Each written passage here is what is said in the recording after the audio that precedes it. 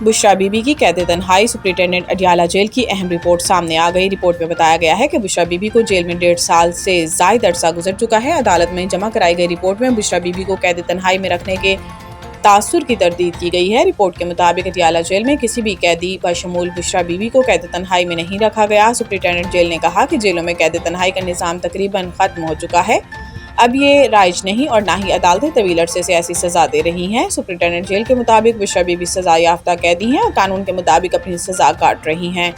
Report میں کہا گیا ہے کہ ان کے ساتھ دیگر قیدیوں کی طرح ہی قانونی سلوک کیا جا رہا ہے اور کسی قسم کا امتیازی یا غیر مساوی برتاؤ نہیں کیا جا رہا۔ رپورٹ میں کہا گیا ہے کہ چونکہ بشریٰ بی بی سابق وزیر اعظم کی اہلیہ ہیں، اس لیے ان کی سیکیورٹی کے پیش نظر کچھ اضافی انتظامات کیے گئے ہیں۔